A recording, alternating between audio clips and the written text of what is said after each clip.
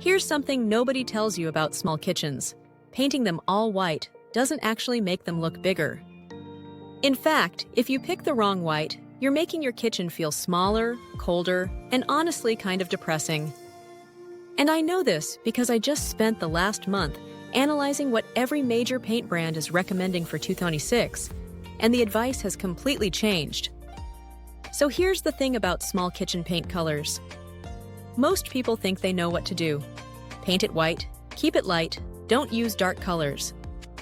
But that advice is outdated, and it's actually making your kitchen worse. The real questions are, which colors make your kitchen look bigger without feeling like a hospital?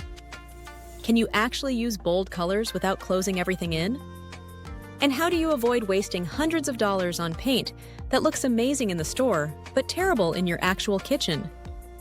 I'm going to give you the exact paint names where each color works best, and by the end, you'll know exactly what to buy and how to use it.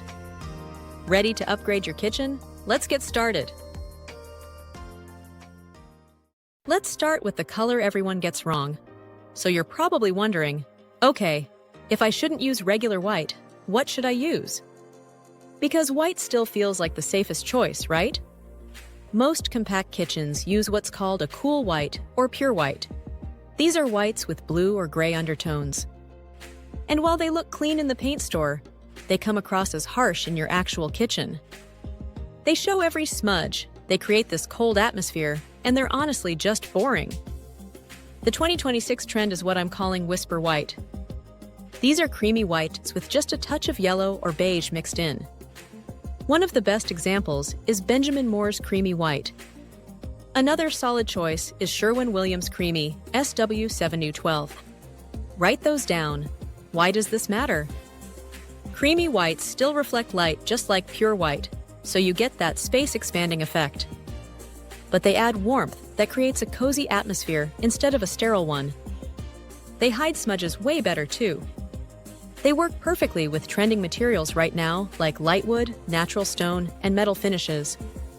If you only change one thing in your kitchen, switch to a warm creamy white instead of cool white. It's the easiest upgrade that delivers the biggest visual change.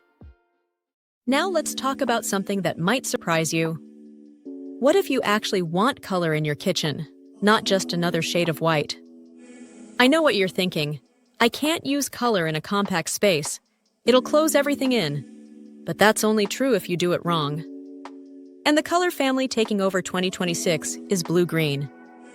But here's what makes this trend interesting. It comes in two completely different versions depending on how bold you want to go. If you want something with personality, we're talking about a smoky muted teal. It's a blue-green with gray mixed in. The best example is Behr's 226 Color of the Year Hidden Gem. This shade has a quiet, relaxed vibe that just works. But here's what you need to know about using teal. You don't paint everything this color. That would overwhelm the space. Go with a two-tone cabinets look instead. Paint your lower cabinets in the teal, and keep your upper cabinets in that creamy white we talked about earlier.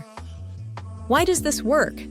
Darker colors on the bottom ground the space and give it depth. But keeping the top half light means you still have brightness at eye level and above, which creates the illusion of openness.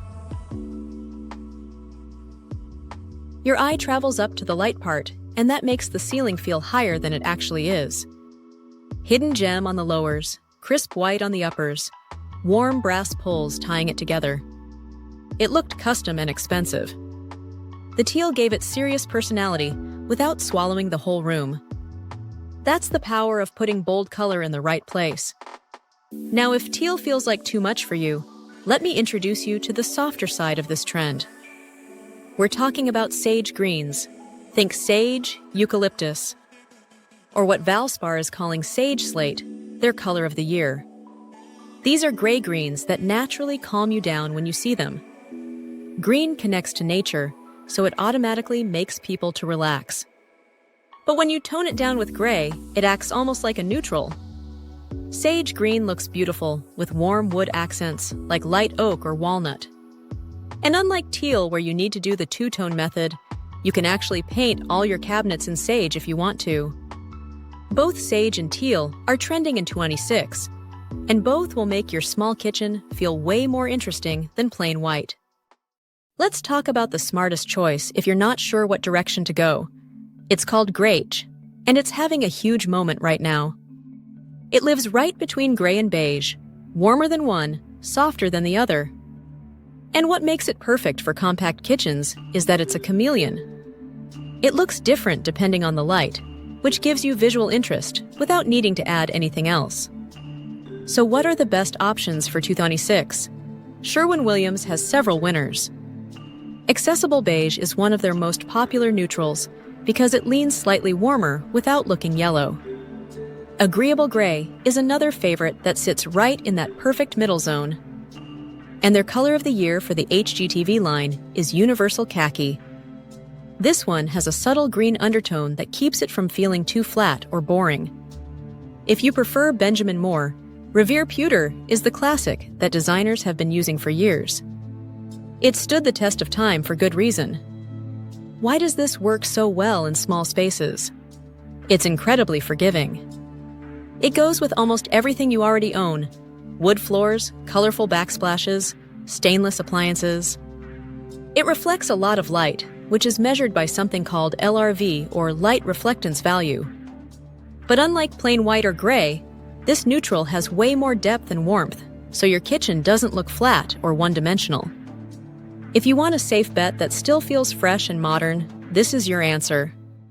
Now let me tell you about the color that sounds risky, but is actually making a huge comeback: butter yellow. I can already hear you thinking, that sounds like a 1970s mistake. I get it, but this isn't retro yellow. Less bright, more buttery, clean, soft, and easy to live with. This works beautifully on both walls and cabinets. Sherwin-Williams has one called Butter Up. It's a gentle, warm shade that brings light without being aggressive. Benjamin Moore also has Hawthorn Yellow, which is slightly more bright and works beautifully in spaces with limited natural light. Both of these give you that sunny glow without overwhelming the room. Why is this making a comeback specifically for cabinets? In a darker kitchen, especially one with limited windows, this shade tricks your brain into thinking there's sunshine in the room. It gives you that natural glow that you just can't get from white or gray cabinets. Just keep it soft and creamy, not bright and bold. Something that surprised me is that dusty pastels are coming back.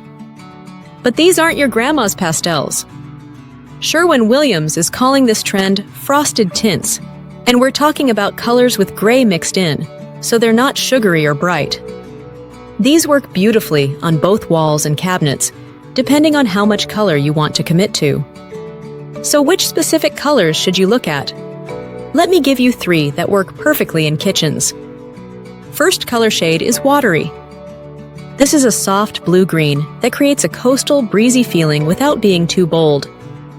It works beautifully on walls if you have white or light wood cabinets. Next, we have Celery. This is a pale green with subtle yellow undertones that feels organic and nature-inspired. It's perfect if you want that fresh, serene vibe. This one can work on either walls or cabinets. And if you want something a bit different, there's Light Lavender. This is a dusty, warm violet shade that's way more sophisticated than it sounds. It creates this calm, elegant atmosphere that works surprisingly well in kitchens, especially on walls with white cabinetry. What makes these work in compact kitchens? They're near weightless. They don't grab your attention or make the walls feel like they're closing in. Instead, they add just enough personality to keep the space from feeling boring, while still maintaining that light, open quality you need. If you love color, but you're nervous about commitment or resale value, this is your safe zone. You get personality without the risk. Still not sure what works in your small kitchen? Watch this next. I'll show you 7 more shades and a designer 3-color palette you can use today.